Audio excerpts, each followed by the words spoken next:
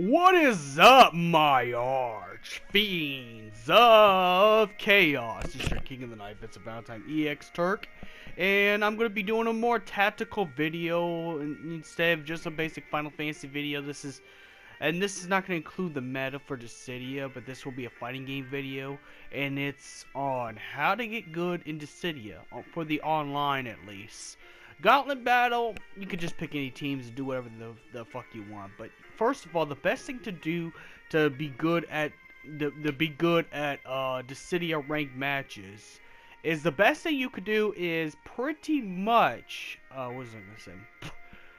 Build your character up. So I'd go in gauntlet mode, level up your character. You know, sure you can. The offline ranking really does not matter. Okay, let's just be real, but your character level does matter, and your player level matters because it will go alongside the character's skill level. Once your level is high, and once you reach max and your player level's high, then you know your character just gets better and better. If you notice a player with a high player level and the Diamond E ranked when they play a character, it's almost if you're playing with an e-sport level type of player. So I'd get your online ranking pretty high, but it's not only about the online. You could even be bronze A, but your player level be at least in the 30s and still be able to beat Diamond E players. One thing I like about Dissidia is that you don't necessarily have to be the highest rank to be the strongest. You know, it just really adds on to the skill level of your main character, because you do have to play teams. Now, unfortunately, until we get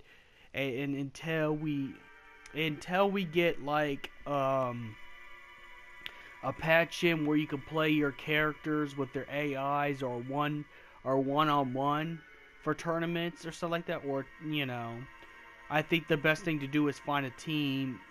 Best thing to do is get a team of your friends, because then you can get your friends to do what you need to do, because you don't know what you're playing with when you go to auto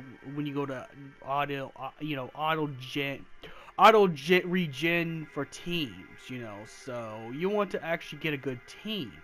What this really means is that you're gonna have to be getting people who are at least silver something in their ranking, or it don't even matter if they're bronze level, but if their player level's pretty high and their characters are at least close to max level, then you got a better shot at winning. You got a better shot at actually winning the game. You know, you have a better shot at winning the matches that you need to be winning. So it's going to be really helpful, you know. Not to say you can't play with lower level people. You can play with anybody and do good. Now, if you want to be with the type that wants to play with just any random team, even if they have a trash setup, then I would suggest build your character the way your play style is, that you're comfortable with. Like I do a heal style Sephiroth, heal and bravery style Sephiroth. You know, if you're strong in attack, just do an attack. But I guess at this point, any character could be good if you build your character the right way. Now, I'd say the best characters to play are Vanguards and Assassins. Marksmen are good, unless you're a master at Marksman. Let's just say you mastered Kuja or the Emperor, for say, then you know what? Then keep playing, Marksman. But if you already, if you want to play really good and you haven't mastered Marksman, if you're not really a good Marksman, best one for beginners to play would be Vanguards and Assassins of any kind. And except Garland, unless you're really good at Garland, unless you're masterful at Garland, since Garland's a clunkier character but hits hard.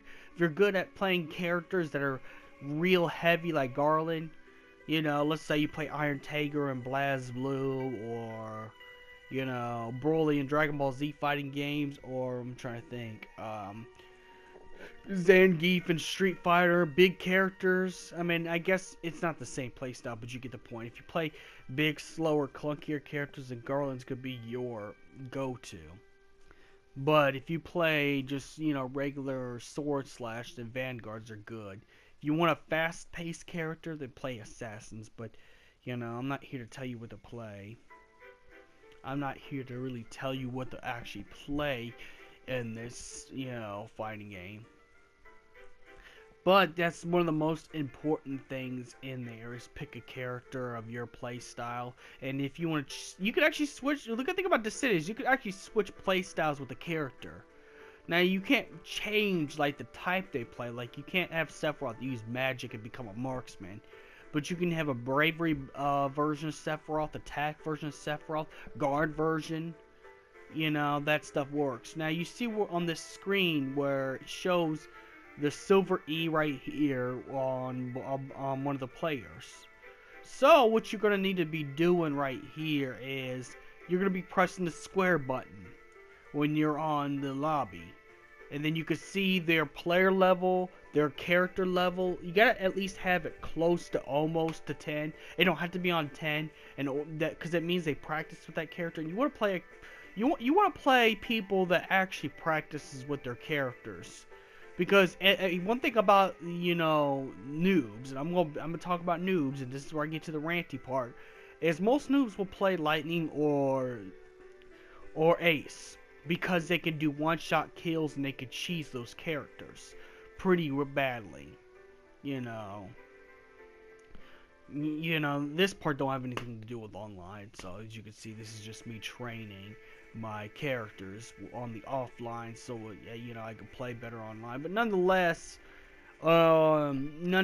most people are going to be cheesing Lightning and Ace, and if they do spam HP attacks with that, then it's just you're facing noobs on here, because most noobs only play. Noobs don't play with skill. Noobs play the spam characters because they know they can win. They know it's going to be easy for them. They can get to esport events or tournaments. And I don't know if this is going to have big tournaments, but they can go to any tournaments and just use Ace and win the whole match just by spamming. Now, you can always counter this, and this is why I say you need to level your characters up, because, you know, if you level up your characters on the offline mode, it will go into the online mode, and when you do that kind of stuff, you know, it's not going to matter how many HP attacks Ace or Lightning spams, because then you'll get your character will have a stronger resistance to that, which will surprise and shock noobs to submission. They're like, what the fuck? I thought my character was doing good. What's going on? But you know, you're gonna want to do that. You're gonna want to actually, you know, you're gonna want to level up your character, so and learn how to dodge Lightnings and Aces, HP attacks, or don't get put in the wall by them. In fact, I'd go after if they have any other characters from the parties, any other characters that are not Lightning or Ace in their party, you know, such as assassin types, vanguard types, or marksman that's not Ace or Lightning, then I'd go after that character, because they'll be undefended, because those two most noobs will spam Lightning and Ace, and when they do that, of course, it just shows how little skill they have. And what they'll do is they'll leave them undefended, meaning you got a better chance at winning if someone plays such a team like Lightning and Ace in one team. You know, they'll keep their stuff undefended unless someone knows how to play real well. So you want to go after, you know, you want to go after the the other character, not Ace or Lightning. Now, if you see Ace or Lightning with low health, then I'd go after him, hit him a couple times until bravery goes low, until you gain enough bravery to use an HP attack, and then just finish it right there. But there's a reason why I have a heal-based Sephiroth, because nobody ever uses healing, which I think healing and bravery break versions of any character is actually the best kind of character, because then you can heal yourself and keep yourself in a match. Thus, you won't die very easily. Thus, keep your team afloat. So, you don't have to worry about, your teammates getting mad at you whether you play. But I preferably, it'd be best to play with friends online, because then, then you can have team communication and stuff like that. And team communication is going to be really good for you, in this kind of environment, since it's a team base. Until they patch in a 1v1, but when they do, it's best to have a heal and bravery break so you can keep yourself up by the match, because you can just win matches just by staying alive, which I have done a couple of times. So pretty much this is how you get good into Dissidia. So may the crystal be with you.